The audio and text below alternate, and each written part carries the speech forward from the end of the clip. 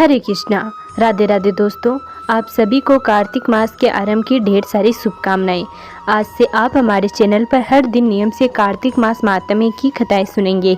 इसके लिए अगर आपने अभी तक हमारे चैनल को सब्सक्राइब नहीं किया है तो चैनल को जरूर सब्सक्राइब कर लीजिएगा।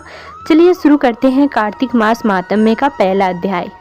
नैमिषारण्य तीर्थ में श्री सूत जी ने 88,000 सोनिकादि ऋषियों से कहा, अब मैं आपको कार्तिक मास की कथा विस्तार पूर्वक सुनाता हूँ, जिसका श्रवण करने से मनुष्य के सभी पाप नष्ट हो जाते हैं और अंत में वैकुंठ धाम की प्राप्ति होती है।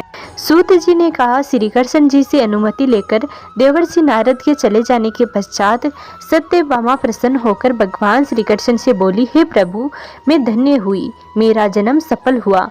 मुझ जैसी त्रैलोक्य सुंदरी के जन्मदाता भी धन्य है, जो आपकी 16,000 स्त्रियों के बीच में आपकी परम प्यारी पत्नी बनी। मैंने आपके साथ नारद जी को वह कल्प वृक्ष आदि पुरुष विधि पूर्वक दान में दिया, परंतु वही कल्प वृक्ष मेरे घर लहराया रहता है। यह बात मृत्युलोक में किसी स्त्री को ज्ञात नहीं है। हे त्रिलोकीनाथ, मैं आपसे कुछ पूछने की इच्छुक हूँ। आप मुझे कृपा करके कार्तिक महात्म्य की कथा विस्तार पूर्वक सुनाइए, जिसको सुनकर मेरा हित हो और जिसके करने से कल्प पर्यंत भी आप मुझसे विमुख न हो। सूत जी आगे बोले। सत्यभामा के ऐसे वचन सुनकर भगवान श्री कृष्ण ने हंसते हुए सत्यभामा का हाथ पकड़ा और अपने सेवकों को वहीं रुकने के लिए कहकर विलास युक्त अपनी पत्नी को कल्प वृक्ष के नीचे ले गए। फिर हंसते हुए बोले, हे प्रिय, 16,000 रानियों में से तुम मुझे प्राणों के समान प्यारी हो। तुम्हारे लिए मैंने इंद्र एवं देवताओं से विरोध किया था। हे क्रांति, जो बात तुमने मुझसे पूछी है उसे सुनो। एक दिन मैंने तुम्हारी इच्छा पूर्ति के लिए गरुड़ पर सवार होकर इंद्र लोक जाकर कल्प वृक्ष मांगा। इंद्र द्वारा मना किए जाने पर इंद्र एवं गरुड़ में घोर संग्राम हुआ और गोलोक में भी गरुड़ जी गौओं से युद्ध किया। गरुड़ की चोंच की चोट से उनके कान एवं पूंछ कटकर गिरने लगे, जिससे 3 वस्तुएं उत्पन्न हुई। कान से तंबाकू, पूंछ से गोभी और रक्त से मेहंदी बनी। इन तीनों का प्रयोग करने वाले को मोक्ष नहीं मिलता है। तब गौओं ने भी क्रोधित होकर गरुड़ पर वार किया, जिससे उनके 3 पंख टूटकर गिर गए। इनके पहले पंख से नीलकंठ, दूर से मोर और तीसरे से चकवा चकवी उत्पन्न हुए। हे प्रिय, इन तीनों का दर्शन करने मात्र से ही शुभ फल प्राप्त हो जाते हैं।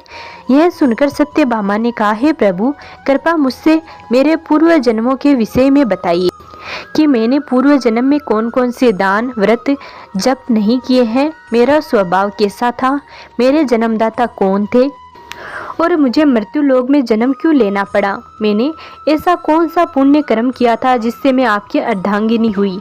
श्री कृष्ण ने कहा, हे प्रिय, अब मैं तुम्हारे द्वारा पूर्व जन्म में किए गए पुण्य कर्मों को विस्तार पूर्वक कहता हूँ, उसे सुनो। पूर्व समय में सतयुग के अंत में मायापुरी में अत्रि गोत्र में वेद वेदांत का ज्ञाता देव शर्मा नामक एक ब्राह्मण निवास करता था।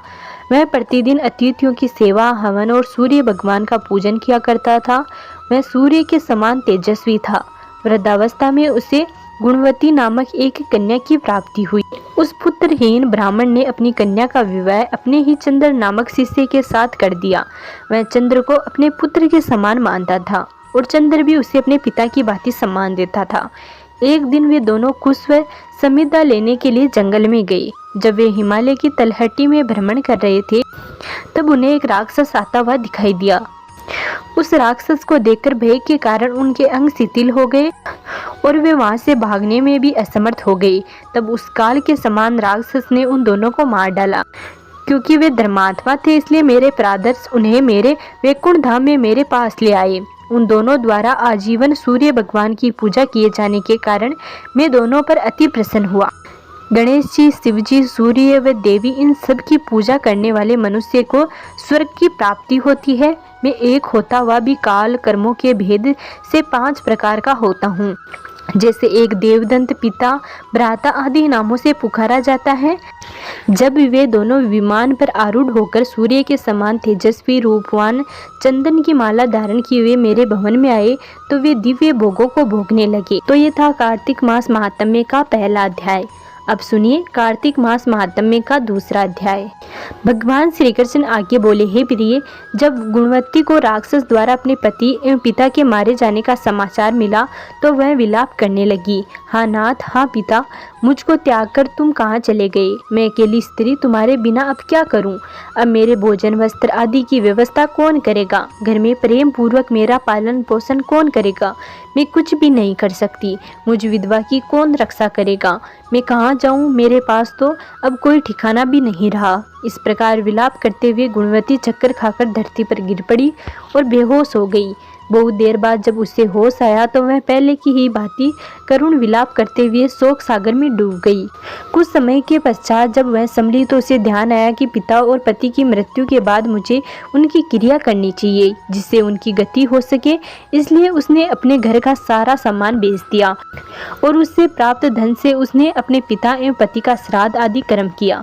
तत्पश्चात वह उसी नगर में रहते हुए 8 प्रहर भगवान विष्णु की भक्ति करने लगी। उसने मृत्यु पर्यंत तक नियम पूर्वक सभी एकादशियों का व्रत और कार्तिक महीने में उपवास एवं व्रत किए। हे प्रिय, एकादशी और कार्तिक व्रत मुझे बहुत ही प्रिय हैं। इनसे मुक्ति, भुक्ति, पुत्र तथा संपत्ति प्राप्त होती है। कार्तिक मास में जब तुला राशि पर सूर्य आता है तब ब्रह्म मुहूर्त में उठकर स्नान करने व व्रत और उपवास करने वाले मनुष्य मुझे बहुत ही प्रिय हैं, क्योंकि यदि उन्होंने पाप भी किए हो तो भी स्नान व व्रत के प्रभाव से उन्हें मोक्ष की प्राप्ति होती है। कार्तिक मास में स्नान, जागरण, दीपदान तथा तुलसी के पौधे की रक्षा करने वाले मनुष्य साक्षात भगवान विष्णु के समान हैं। कार्तिक मास में मंदिर में झाड़ू लगाने वाले, स्वास्तिक बनाने वाले तथा भगवान विष्णु की पूजा करने वाले मनुष्य जन्म मरण के चक्कर से छुटकारा पा जाते हैं। यह सुनकर गुणवती भी प्रतिव्रत श्रद्धा पूर्वक कार्तिक मास का व्रत और भगवान विष्णु की पूजा करने लगी। हे प्रिय, एक बार उसे ज्वर हो गया और वह बहुत कमजोर भी हो गई। फिर भी वह किसी प्रकार गंगा स्नान के लिए चली गई। गंगा तक तो वह पहुंच गई, परंतु शीत के कारण वह बुरी तरह से कांप रही थी। इस कारण वह शिथिल हो गई। तब मेरे दूत उसे मेरे धाम में ले आए। तत्पश्चात ब्रह्मा आदि देवताओं की प्रार्थना पर जब मैंने कृष्ण का अवतार लिया तो मेरे गण भी मेरे साथ इस पृथ्वी पर आए, जो इस समय यादव हैं। तुम्हारे पिता पूर्व जन्म में देव शर्मा थे तो इस समय सत्राजीत हैं। पूर्व जन्म में चंद्र शर्मा जो तुम्हारा पति था वह डाकू है, और हे देवी, तू ही वह गुणवती है। कार्तिक व्रत के प्रभाव के कारण तू ही मेरी अर्धांगिनी हुई है। पूर्व जन्म में तुमने मेरे मंदिर के द्वार पर तुलसी का पौधा लगाया था। इस समय वह मेरे महलों के आंगन में कल्प वृक्ष के रूप में विद्यमान है।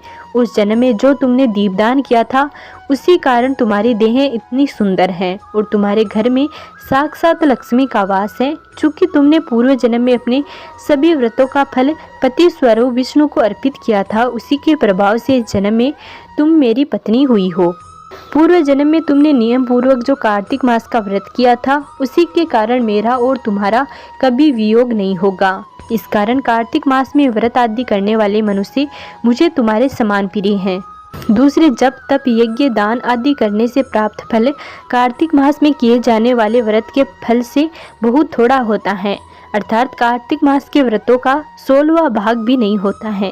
इस प्रकार सत्यभामा भगवान श्री कृष्ण के विमुख से अपने पूर्व जन्म के पुण्य का प्रभाव सुनकर बहुत खुश हुई। तो ये था कार्तिक मास महात्म्य का दूसरा अध्याय। अगले वीडियो में जानेंगे कार्तिक मास महात्म्य के अगले अध्यायों के बारे में। और अगर आपने अभी तक हमारे चैनल को सब्सक्राइब नहीं किया है तो प्लीज़ सब्सक्राइब कर ले। मिलते हैं अगले वीडियो में, तब तक नमस्कार।